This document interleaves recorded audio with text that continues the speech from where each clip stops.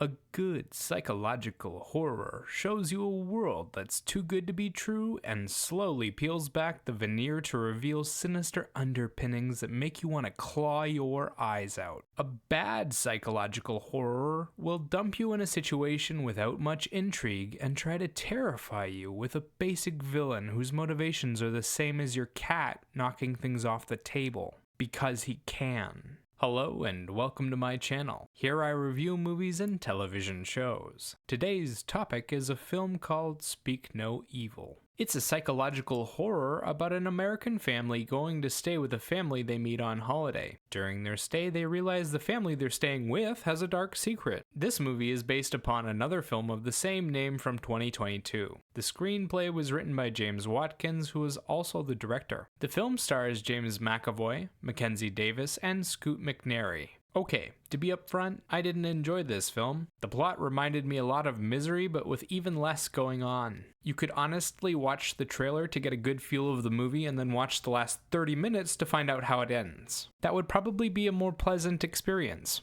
That said, I'm still going to review it. Let's start with the acting. Mackenzie Davis, Scoot McNairy, and the two child actors who appear do a solid job of acting terrified and reacting to the situation naturally. They seem reasonably freaked out by Patty and his wife Kira. Mackenzie Davis plays Louise, a woman going through a strained time in her relationship. When she and her husband go to stay with their new friends, she's quick to feel uncomfortable and almost instantly wants to leave. She plays polite well, and her reactions are solid. Scoot McNairy plays her husband Ben, who's a bit of a coward. He struggles to stand up to Patty, his wife, and even to his young daughter. Over the course of the film, he slowly grows a spine and starts attempting to help his wife. The other extras who appear and the two side characters do a decent job of delivering their lines, and no one seems overly awkward or out of place. The big performance of the film is James McAvoy's Patty. He's a domineering man who worms his way into the couple's lives and quickly invites them to join him and his wife at their remote home. The problem is that his performance is so over the top that it's hard to believe anyone would want to be around him for longer than a few minutes. The idea that anyone would willingly go and stay with this guy for a week is completely unbelievable. He constantly pushes other people's buttons, makes incredibly domineering remarks, and he always seems like he's ready to snap at any time.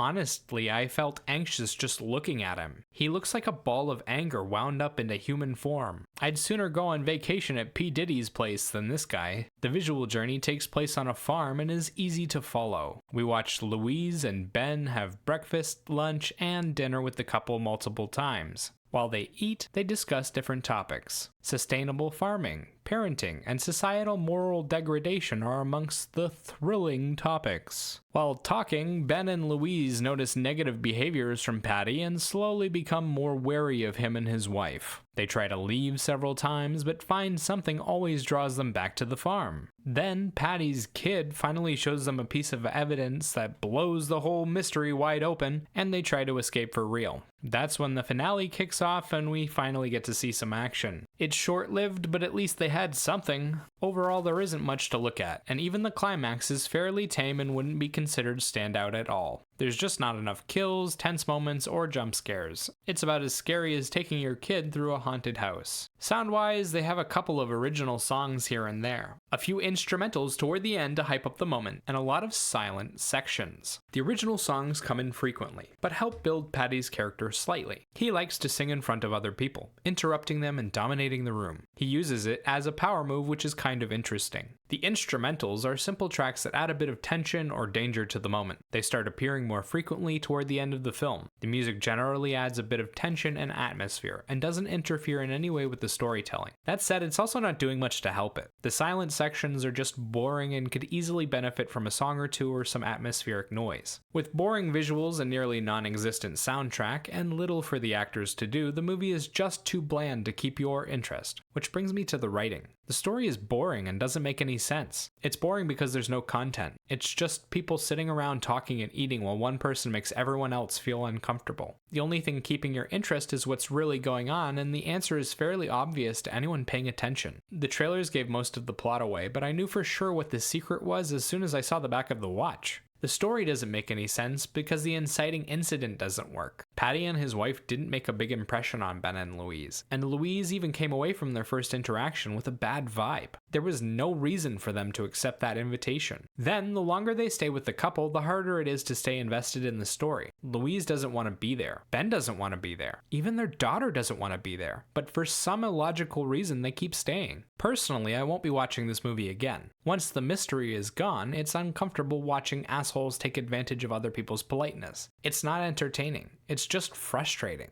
I couldn't root for Ben and Louise because they seemed like boring, somewhat oblivious people. But I also couldn't root for Patty because he was so obvious he deserved to fail. If you want a psychological horror of this nature, try something like Saltburn instead. That film has a story that keeps you on the edge of your seat, incredible visuals, a soundtrack that will blow your mind, and performances that will leave you disturbed for a long time to come. I'm still creeped out by Barry Keoghan, and I haven't seen him in anything since. As for a rating, I'd give this film a 3 out of 10. Remember, these are just my thoughts on the film. Let me know what you think in the comments below. Bye-bye!